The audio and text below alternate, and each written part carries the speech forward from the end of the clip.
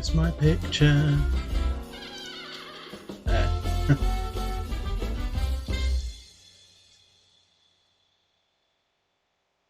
Timed that music right, didn't I? Right, refresh. Day 14.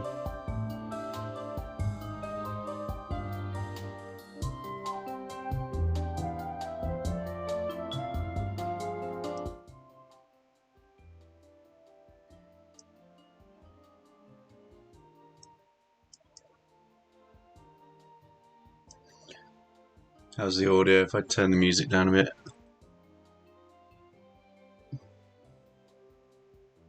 I can turn it down here actually, and then it's not as loud for me as well.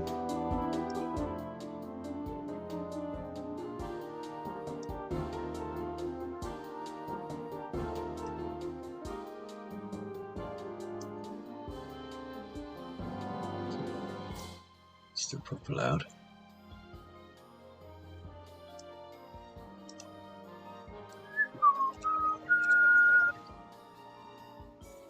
Right, day 14. Web apps, yay! I'm dreaming of secure web applications. So Elf McSkidy was sipping her coffee when she saw her calendar. It was time to review the web application security. An internal web application is being developed to be used internally and manage the cybersecurity team.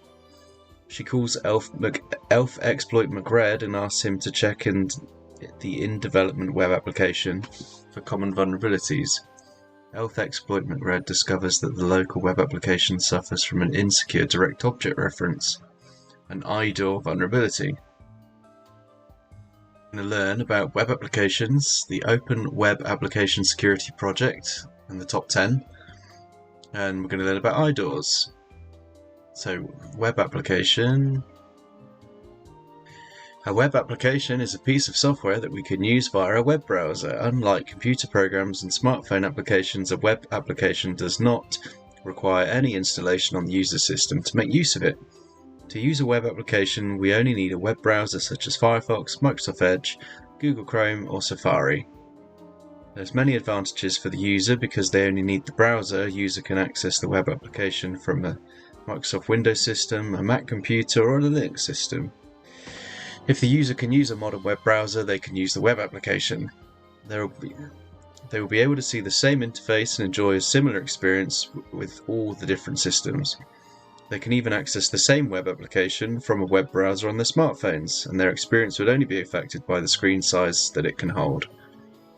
Moreover, there are many advantages for the software developer. Instead of developing an application for Mac OS, another for Microsoft Windows, and a third for Chrome or Chrome OS, they only need to build one web application and ensure that it's compatible with the different modern browsers. The following are some examples of popular web applications. We have webmail. This includes Tutanota, never heard of that, ProtonMail, StartMail and Gmail. Online shopping, Etsy, Amazon, eBay, AliExpress. Online banking. More modern banks are increasingly allowing clients to carry out their banking operations from a web browser. Online Office Suite, for instance, Google Office 365, Zoho Office, and Google Drive. As web technologies advance, the number of types of web applications keep increasing. When discussing web applications, it's essential to mention database systems. Many web applications need to access vast amounts of data. Even the most basic online shopping web application requires saving its information about the available products, customer details, and purchases. We might find a solution to hold such information and read from them and write to the existing data efficiently. The answer lies in using a database system. There are two popular database models: a relational database, which stores its data in tables. Tables can share information. Consider the basic examples with free table. You have products, customer details, and purchases. The purchases table would use the information from the products table. Non-relational databases is any database that doesn't use tables. It might store the data in a document, graph nodes, or other types. Generally speaking, a web application needs to constantly query the database, for example to search for information, add new records, or update existing ones. Then you have access controls. So consider the case where you're using an online shop as the customer. After logging in successfully, you'll be able to browse the available products and check the products' details and prices, among other things. Depending on the online shop, you might be able to add a question or a review about the product. However, as a customer, you should not be able to change the price. That's due to access control. Access control is a security element that determines who can access certain information and resources after authentication, which is covered in Day 5. Access control enforces the appropriate access level. In the online shopping example, a vendor would be able to update the prices or a description of their product. However, they would not be able to modify the information related to other vendors. A customer, on the other hand, would be able to view but should not be able to alter the data. However, due to various programming or design mistakes, access control is sometimes not appropriately imposed. And then Web application vulnerabilities. The OWASP, or the Open Web Application Security Project, was established to improve software security. The OWASP Top 10 is a list that aims to raise awareness regarding common security issues that plague web applications. This list would help software developers avoid common mistakes to build a more secure product. Other users, such as penetration testers and bug bounty hunters, can use this list to serve their purposes. An insecure direct object reference refers to the situation where a user can manipulate the input to bypass authorization due to poor access control. IDOR is the fourth on the OWASP Top 10 list in 2013 before it was published under broken access control in 2017. To learn more about IDOR, consider the following examples. I think the latest one, it's like one of the top, like literally the top one. So if we look at, here it mentions it was fourth in 2013, pushed into access control. It doesn't say where it fell in that list. But if we look at the latest one, so 2021, broken access control is the top. So it's now the most prevalent vulnerability.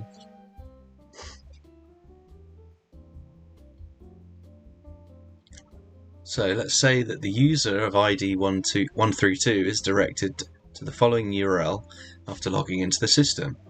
So you've got the domain, a route to their account, and then a parameter, user ID equals 132.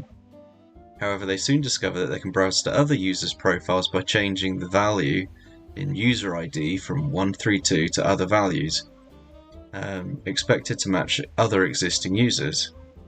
Although the system should deny them access to the new URL due to lack of authorization, an IDOR vulnerability will let the user display such unauthorized pages. In the figure below, the users managed to access the user account page with 101, so they've logged into McSkidy's profile. Consider the example where requesting an invoice generated a link similar to this.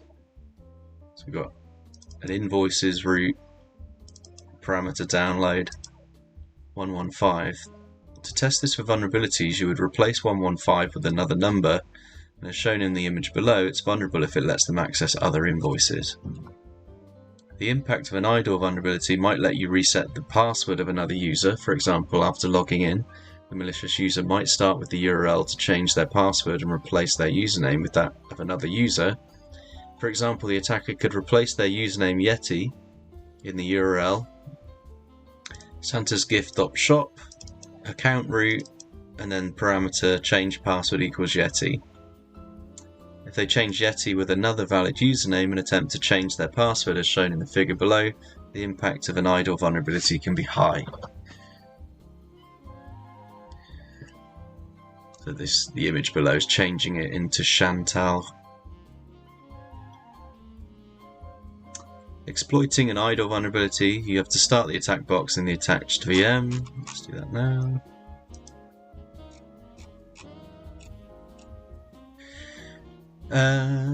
Click on the start attack box, give it a couple of minutes so that you can follow along. On the attack box, start Firefox browser and open the URL, machine IP.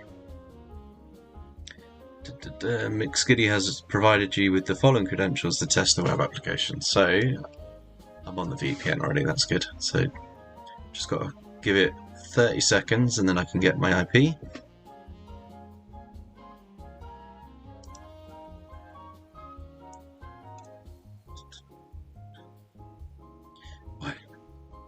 I've completely missed chat because I didn't have text to speech. Let's sort that out.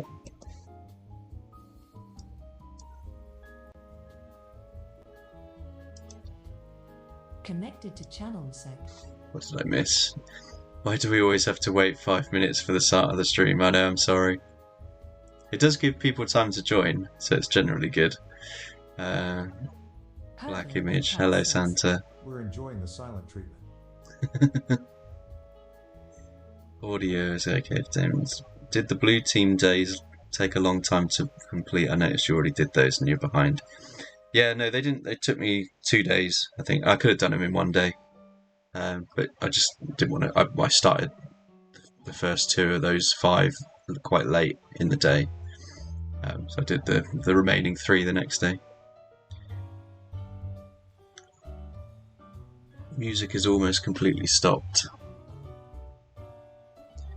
Just low chill Yeti music. I hear you. I hear just enough to know that the music is on. I can't make anything of it. Christmas feeling is gone. Do you want me to turn it up? It's quite loud in my ears, that's the thing. There we go, we'll bump it up.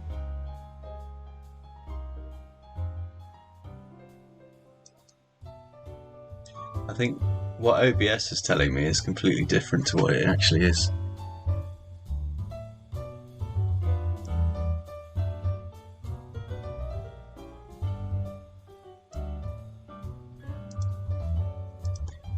Right, so we got my IP now? Yeah, we do. So we can take our IP.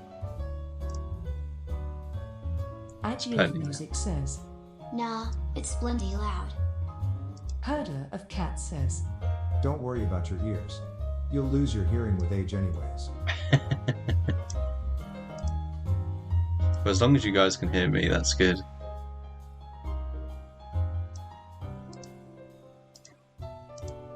Right, so I can get rid of these. These are from other days. Keep the OWASP one. It's perfect now.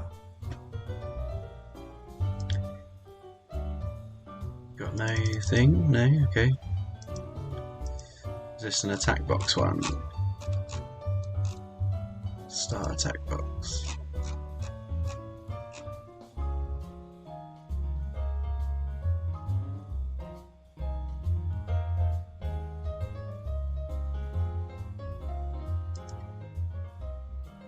Usually they'll let you do these through the VPN as well. But... oh, it was 8080. Maybe that's why. Do you have a large monitor? Stop that. No, I've got a 4K monitor on my laptop, but I have it in 1080 because if I have it on 4K, I have to get like a magnifying glass out to see anything. And I've got a spare monitor here, so I can have like double screen.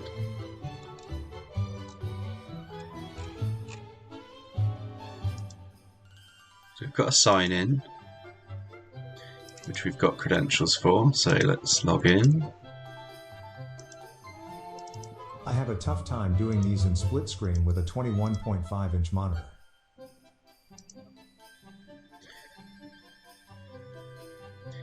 Yeah, I think the laptop's a 15-inch, so it's quite small. This one's a 24, I want to say, or something like that.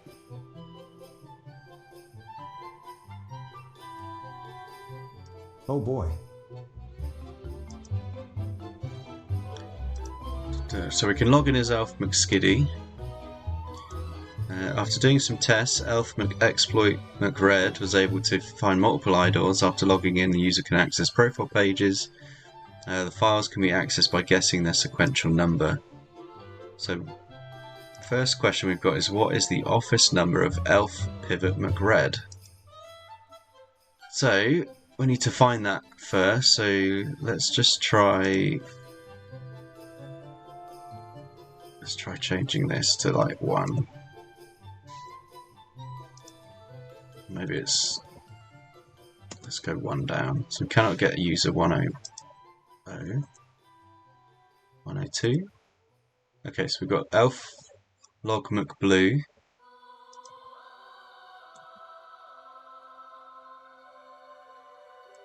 We can see some PII, so that's a general bad. So I was going to say that if you could see a profile, this wouldn't necessarily be a vulnerability if these things were like supposed to be public. But I doubt the mobile number is, unless it's like a phone listing. So let's try 103. It's a feature. Yeah. Yeah, that's the thing with IDOR. So just the fact that you have an IDOR isn't necessarily a vulnerability. It's the lack of access control that goes along with it. Because like the solution to this is that you, instead of doing a sequential number, you create a salted hash, and then that's used instead. So then you can't essentially just enumerate through numbers, because you'd have to know what the generated hash would be.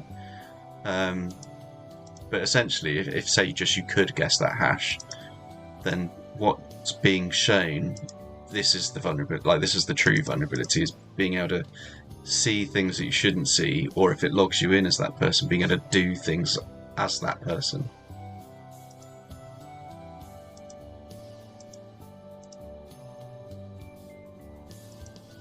So what else have we got? So sorry, I've forgotten who we wanted. Elf Pivot McRed. So let's keep going up. So 104, we've got Elf McAdmin. 105. There we go. So there's Pivot. It's always the impact that counts caused in such a situation. You may as well have buttons on the screen with all the users, and it's literally the intended way of the app to work. Seen it before. Mm-hmm. So we copied the office number 134 and submit. Let's just check what the hint was. So after logging in, try to change the number 101 in the URL to... Okay, yeah. So that's exactly what we did. So we just enumerate through the possible numbers. There's Elf Exploit McRed.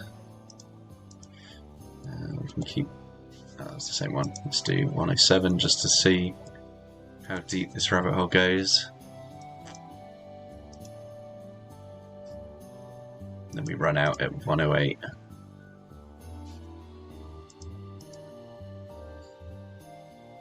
Some of those ELFS need a good barber. Right, so not only profile pages, but also the stored images are vulnerable. Start with the URL of the valid profile image. What's a hidden flag? So that's a good shout. So if we go back to 101. So if we look at the image, we'll open it in a new tab. So these are numbered as well. So if we did 100, hey, there we go. So if we looked at the users, so this website doesn't have a user 100, but the image is still iterable. So 99, so then it returns nothing. So that flag, close the door. So THM close underscore the underscore door. So after logging in, click the profile image, copy the address, try incrementing the area. Exactly what I said. Do you like the IDOR? It's an advent of Cyber Classic. If you want more, check out the dedicated room or the corridor challenge. It's actually probably worth checking out. If we go back a year, go to Cyber 3.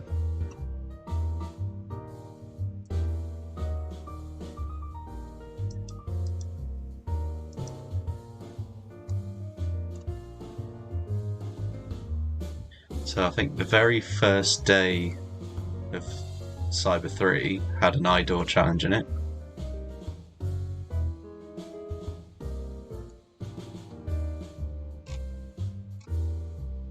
So where is it? Save the gifts. Yeah, here we go.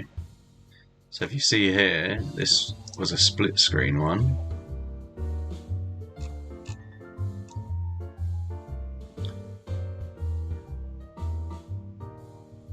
Wants to fire up. There we go. So it's the exact same scenario, just a different website, and then you've got like the builds, the inventory, your activity, and then if you look at the URLs, there's no parameters in this one, no parameters in this one, but this one has parameters. And then you would change the numbers to try and find other users.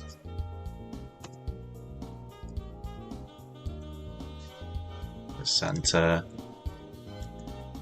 and then the Grinch. So yeah, the exact same thing as the previous year.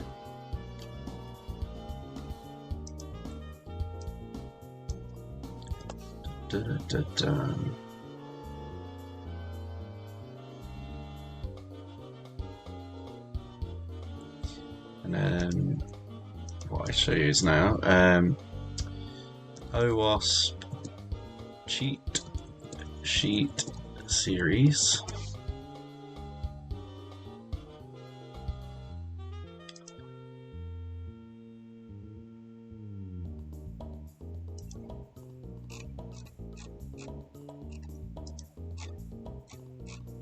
This doesn't actually tell you how to fix anything. So if we look at this,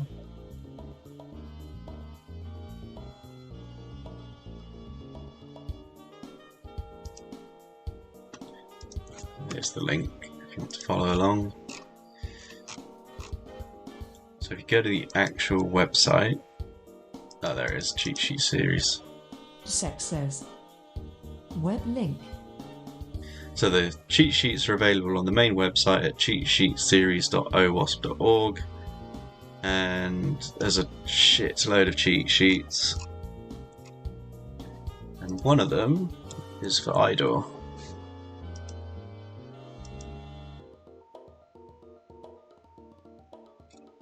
So this gives you exactly the same context of like what they are, how they're vulnerable, but it also gives you a proposition to solve the problem. So here they use a salted hash, and I'll give you an example. So if we let's do Cyber Chef.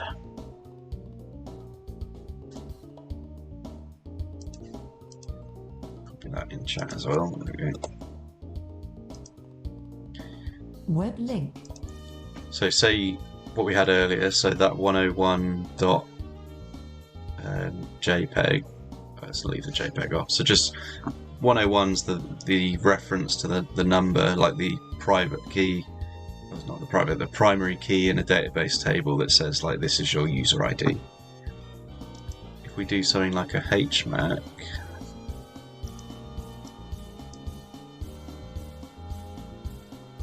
so we can put in a key that's a secret or a salt that we know. So let's put secret, and then let's do just SHA-1, that'll do. So now we have this. So you would basically have like that .jpg. So there's no way that you're going to go, right, let's enumerate this to 5 to a 6, because that doesn't create a new reference to an object. It's like you'd have to basically guess this hash, which you're never going to do. So that's how you fix it. Is in code. You do this to all your images that you save. Everything that relates to that identity has to be aware of both the secret key and the hash type, and you link it all up with this. So you could have like some kind of table lookup or something that converts what this hash is to a private key, to a primary key in a table, or however you want to map those references. But yeah, that's the way you sort it out.